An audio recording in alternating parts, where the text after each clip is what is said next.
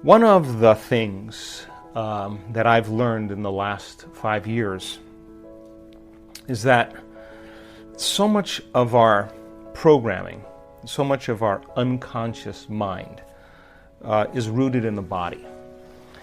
And people store traumas, shocks, crisis, past experiences that are strong emotional charges.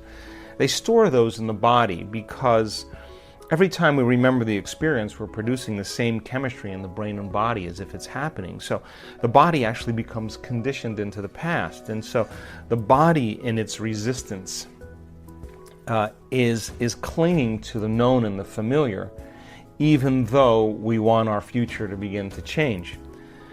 So if you understand then that you can't think greater than how you feel when you're addicted to certain emotions, or when you've been thinking and feeling in the same cycles and feeling and thinking that you condition your body to become the mind of that emotion, then when feelings become the means of thinking, then for the most part people are thinking in the past. So the body is struggling because it's clinging to the known, because it doesn't trust the unknown. And so some people would rather hold on to their suffering or their pain than take a chance in possibility. There's nothing wrong with that. It's just becoming conscious of the process. And so when people begin to do this work, the first thing we teach them is about that elegant, generous present moment. And when you're truly in the present moment and you're totally focused, something amazing happens. You forget that you have a body. You forget about the people in your life. You forget about the things you own, your cell phone, your computer, your car, your home.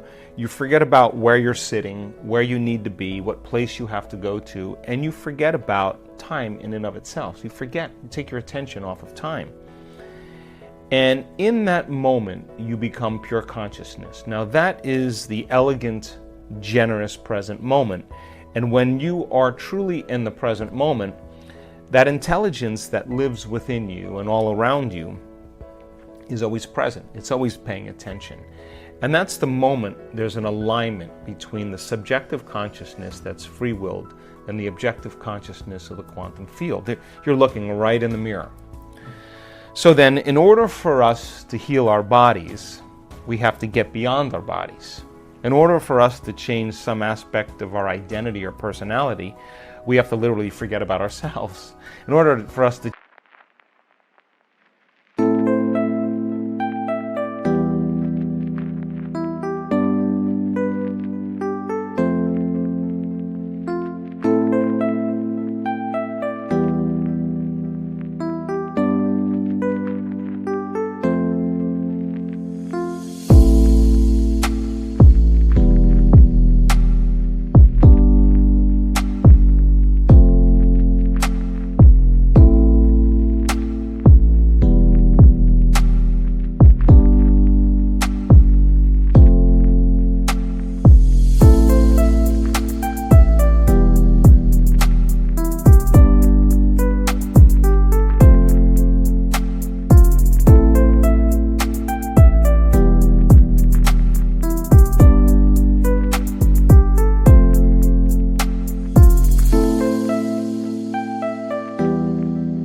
change some problem or condition in our life, we have to forget about our present life and forget about the predictable future or the familiar past. And so you can only talk around this concept.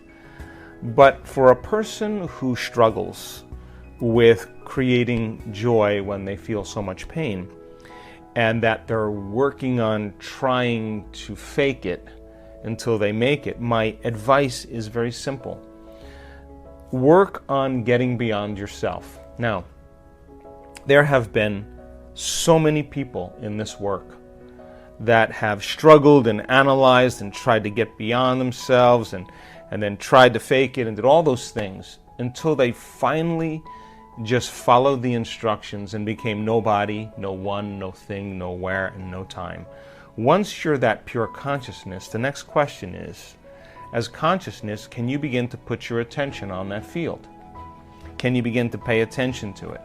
To begin to become aware of it, to become more aware of it, to experience it, to feel it, to stay connected to it moment after moment after moment. Now, just because you can't see something doesn't mean it doesn't exist. So as your consciousness begins to become aware of the consciousness of the quantum field, and you're experiencing less separation. Remember, separation is three-dimensional reality.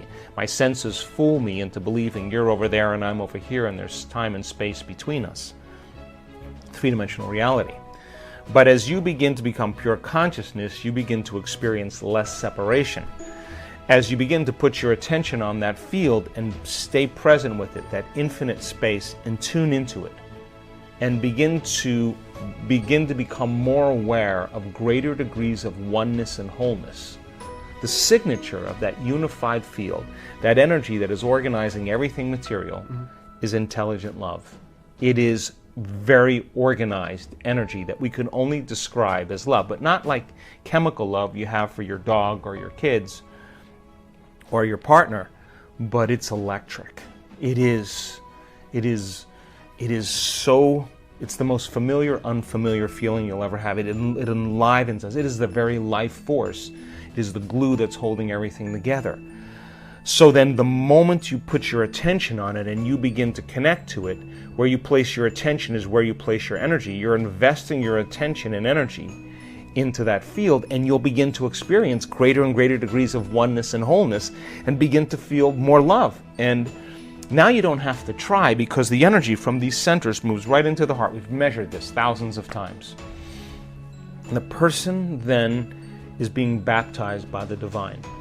And all of the struggles, all of the effort, all of the analysis, all of the bad meditations, all of the good meditations, all of the quitting, all of the complaining is worth it.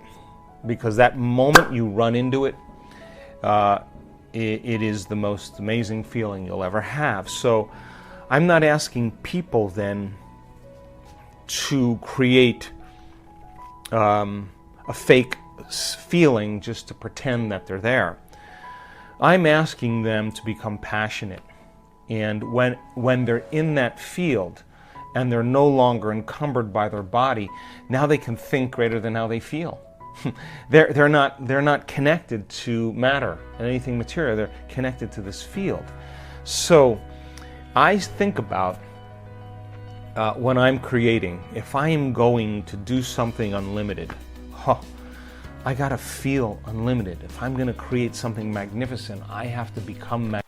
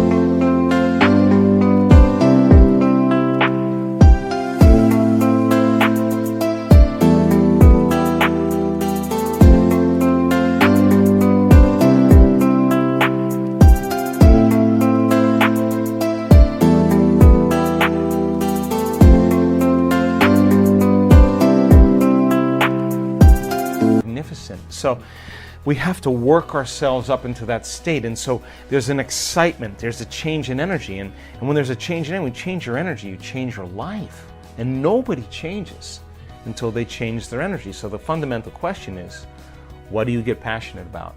What moves you? And this isn't a mechanical process. We're intuitively wired to create. So when you and I are saying, okay, let's create a new app, or let's create a program for our German community, and we're sitting down and we're starting to talk about it, and we're getting all these great ideas, our energy's changing, we're getting excited, and that's the energy that's available to create with. So the stronger the emotions that we feel to certain problems and conditions in our lives, the more we put our attention on the cause, whether it's your ex, whether it's your boss, whether it's a coworker, whether it's your pain. And basically, if you place your attention on those elements, you're giving your power away to that person or thing.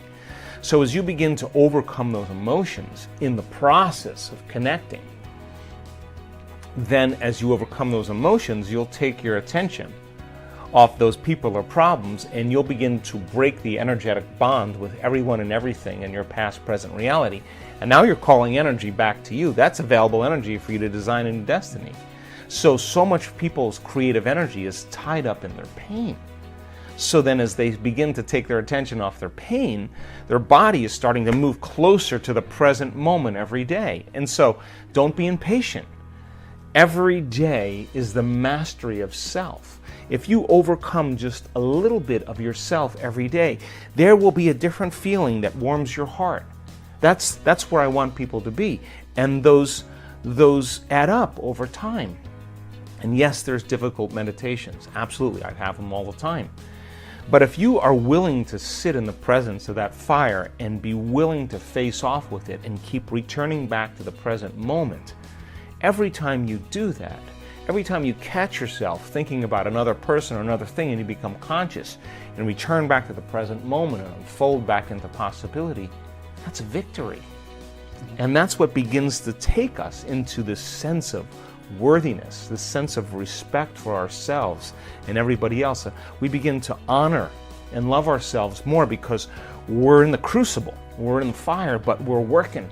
And the body's beginning to shift and change step by step. So then, as you experience greater and greater degrees of oneness and wholeness, and you connect to that field, pay attention, because the moment you connect to that field and all those latent systems switch on, your body is going to get a biological upgrade because you're connecting to the signature of wholeness and oneness. So your body's frequency is going to rise, and so many people come out of their meditation and say, I was scheduled for surgery this week and I have no pain in my body. I don't know what happened.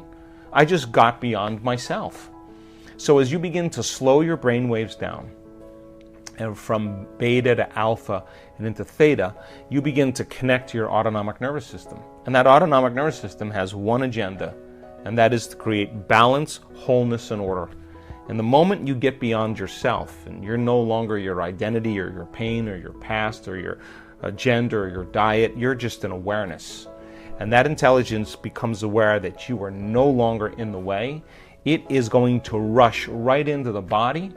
And we've seen this on so many brain scans. That autonomic nervous system is going to light up. And now you are going to process a whole new stream of consciousness, and the body is going to get a biological upgrade from the field whose signature is wholeness. And disease is separation, pain is separation. And all of a sudden the field starts interacting on a cellular level. And the person all of a sudden feels different. But getting there every single day is just connecting to that field. And then when you're there, what are you passionate about? If you're passionate about something, just fall in love with the idea that you could be healed and relax and surrender to the field and allow a greater mind to do it for you.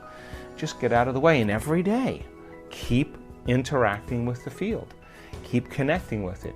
Keep practicing, and sooner or later, you'll say what everybody else says. It was so worth the effort.